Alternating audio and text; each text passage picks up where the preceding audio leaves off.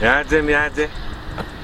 It's another beautiful day na tuko thankful to God for the gift of life as always. Ama sio? Na leo story yangu ni the hummingbird effect. And it's a very interesting story.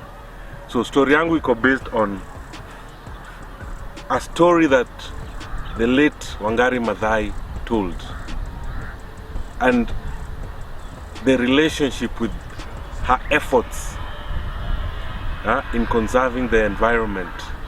Na hiyo story ya hummingbird because so relatable that I had to share it with you guys. So who was Wangari Maathai? Kwa wale waswa yangu wenye media mjui, Wangari Maathai alikuwa environmentalist.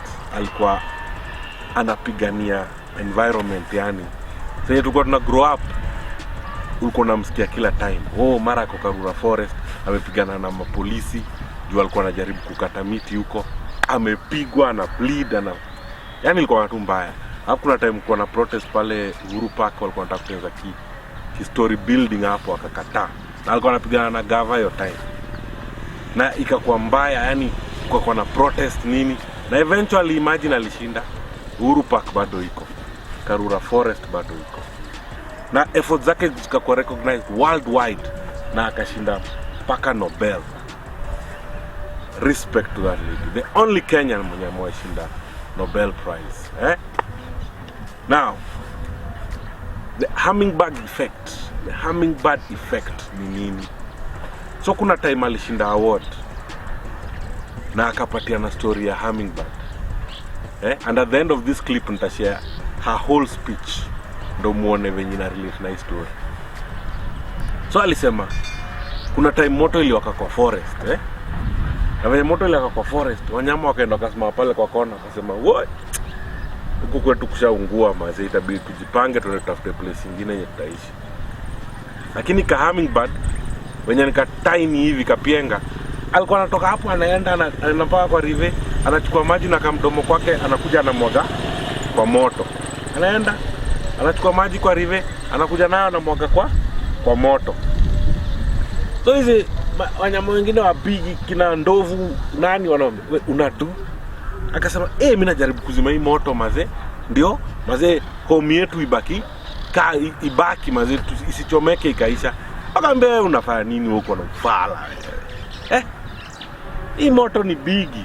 Akamwambia lakini nyinyi mko na trunk kikubwa, nyinyi mko na midomo kubwa, mbona msibebe maji mkuje mwage tujaribu ku preserve forest yetu? Na hiyo ndo the hummingbird effect. That ako ka hummingbird kaliputina effort yake. Aliputina effort yake. Aliputina effort yake kujaribu kuconserve hiyo forest. Na hivyo ndo Wangari Maathai alisema kwa hiyo speech yake, sisi wote tujaribu kuwaka hiyo hummingbird. Tuputine effort yetu in whatever we are doing. Kuconserve nature, kusaidia kwa kitu flani, put in the effort. So turudi kwa Wangari Maathai, the late. Sasa sisi tuko tuna grow, tuko tunamsikia kila saa amepigana na polisi. Hata kuna mapicha mazee, ana bleed, amechapwa marungu nini, ameshikilia gate hivi aachili juu amekataa wase kuingia kwa forest kukata miti, ama wase kwenda pale Uhuru Park kuanza kutengeneza hiyo story building. And she really fought. Na ukikumbuka alikuwa peke yake. Sasa ngine alikuwa na groups wake, lakini yeye ndo alikuwa stand out. Hakukuwa na wase wengine wa big ati wanamsupport, ati wameenda huko na yeye, ati unasikia mtu ako na jina pia amesimama na Wangari Maathai. Yeye alikuwa anga alone na wase wa ma groups zenye zina fight for the same cause, but she was alone. Na alipigana mazi, anaenda kwa kila forest, anasema anapanda miti. She was doing everything to preserve the environment, and she had big fights, and she said she will give up her life kabla Uhuru Park itengenezwe ki story building. She'll give up her life kabla Karura Forest ikatwe ishe. Na hizi efforts zake mazezi kako recognized worldwide. and eventually akashinda Nobel Prize, the Nobel Peace Prize. Unajua kitu ni wachache mazee wenye wameka in effort mazee. Mandela, de Klerk walishinda, Obama I think pia alishinda. It's for the few who really put in the effort. And Wangari Maathai put in the effort. Nataka kuwa recognized for her efforts kupigania environment. And just to show you how epic she was, Uhuru Park, saizi venye si tumegrow, Uhuru Park iko hapa, unaweza enda uchill. Karura Forest bado iko. Imagine kama angepigania, what would have happened? What would have been the eventuality of it? Umeka down ukajiuliza hiyo swali mas. So for me, in relation to her fights and to seeing the outcome of the results of those fights, pia wewe nataka kuambia, be the hummingbird. Put in your little effort in doing something constructive. Kani kupanda miti, panda. Kama unaona msee anatupa takataka, mwambie acha kutupa takataka maze. Jua nyama watakula hizo takataka. Alafu acha kupata example, I think kila mtu ameona. Ukidrive kwa hizi barabara zetu, tuseme unatoka hapo unaenda Vasha, ama unaenda Nax, ama unaenda Ocha huko hivyo Western, ama unaenda Kusto hata na barabara. Unaona gari kwa mbele yako, unasikia tu msee ametupa kitu nje ya dirisha. Piu. Ametupa chupa ya yogurt, ametupa chupa ya maji, ametupa karatasi. Why? Mbona usiweke hizo vitu kwa gari yako? Ukifika penye kuna peti ama ukifika home, chukua hizo vitu ziweke kwa dust. Mbona utupe kwa barabara? Mbona? It's a simple question. Mbona? You don't care about the environment. You don't care about the animals zenye zitapita hapo, zipate hiyo chupa ya yogurt zianze kukula. Alafu zitadai. Alafu utaanza kusema hakuna maziwa, hakuna nyama. But it's us who are destroying our environment. And unajua kila kitu ina depend on kila kitu. Na si poa. Wacha napata example nyingine. Kuna time niliendanga Amboseli hapa. Kwa nimeenda event flani. Alafu wameweka ma dustbin places za wasi kutupa takataka nini all over. It was a very nice event. Lakini kuna mse alikuwa anakunywa maji, akamaliza, akatupa hiyo chupa hapo down. Hapo down. Acha niwaambie ukweli, penye nimekaa na penye hii kamera iko, that was the distance between penye mse alikuwa na penye dustbin ilikuwa. But mse ilikuwa too tasking for him kuchukua hiyo chupa aende yake hapo kwa dustbin. Alitupa hapa na aka walk away. Kabidi tumwambie buda, acha hizo wewe. Okota hiyo chupa uweke kwa dustbin. Juu ataacha hapo na watu wengine wote wataacha hapo, alafu wanyama watakuja meze, wanyama waanze kudai nini. Very soon tutakosa tourism country. Juu tu vitu tudogo ka uto basi. Si poa. Example nyingine pia ni kuna time nilikuwa Kusto, tulikuwa hiyo mall sijui inaitwaje, tuko hapo. Umso wa cab akakunywa maji, akakula mabiku zake, akachukua hizo vitu akarusha kwa dustbin. Hazikufika, zikaanguka hapo down. Na akalenga hiyo story. Ile akijua siku na sawa amepewa job hapo watakuja okote. Na akakaa. Kuna madhal toka kwa ndai yake akakuja kumwambia bro, okota hizo vitu wewe. Huwezi tuchafulia tu environment hapa juu umeamua. Hii environment ni yetu sisi wote. And that touched me. That really touched me. Alimwambia okota hizo vitu, acha hizo zako. And that shows huyo mother alifanya the little she could do. The hummingbird effect. Alifanya the little that she could do. Hata badilisha ma cab driver wote, lakini huo mmoja tu. And that's where it starts. Ukikumbuka story ya hummingbird, hapo ndo ilianza. Hummingbird ili put in effort yake. Wangari Maathai the late, may her soul rest in peace, ali put in effort yake ku conserve environment yetu. Kuja sana nanga kupiga ma ride Karura, kupiga ma hiking. Imekuwa kitu, imekuwa event. Wasi wamebambika, yani wasi wanafanyanga weekends wanaenda huko. Kasi Wangari Maathai tungekuwa nayo. Wasi wanaendanga Uhuru Park ma lunch time nini, ama ma weekends unapeleka watu kucheza huko nini. Kama kuna ile place ya kupaddle, angepigania ingekuwa leo man. Ndio maswali tunafaa kujiuliza. And what are you doing?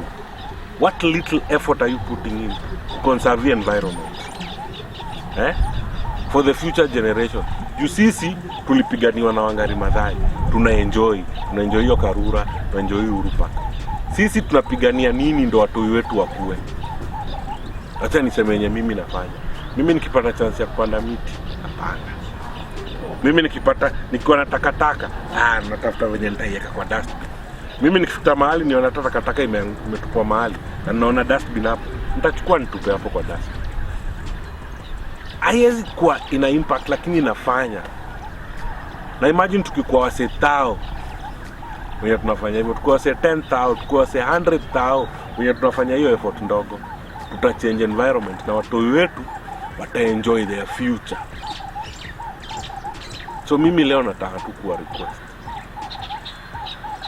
Be the hummingbird. Fanya ile ndogo yenye unaweza na uputine effort yako kufanya hiyo ndogo. Maybe haitakuwa recognized lakini wewe ifanye. Siku moja itakuwa recognized. Na ukue consistent na hiyo effort yako. To preserve this environment of ours. Na hata kama si environment, hata kama ni job, hata kama ni family, do that which you can. Hata ikuwe ndogo aje. And trust me, if you consistently do it, effect yake na impact yake itakuwa felt. The hummingbird effect.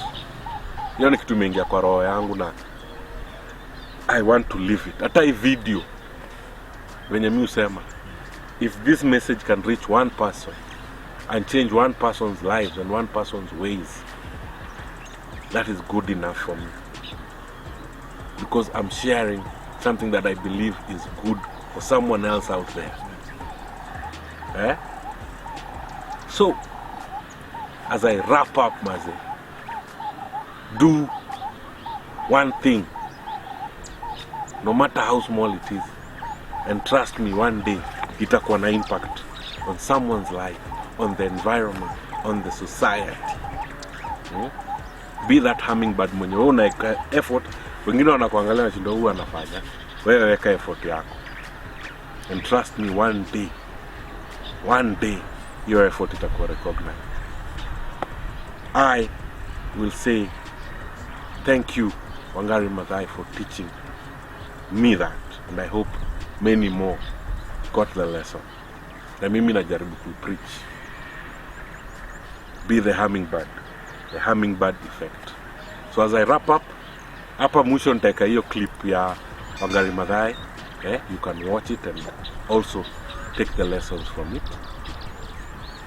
And as we continue to put in effort, tufanye our best always, and no matter how small, itakuwa important siku moja.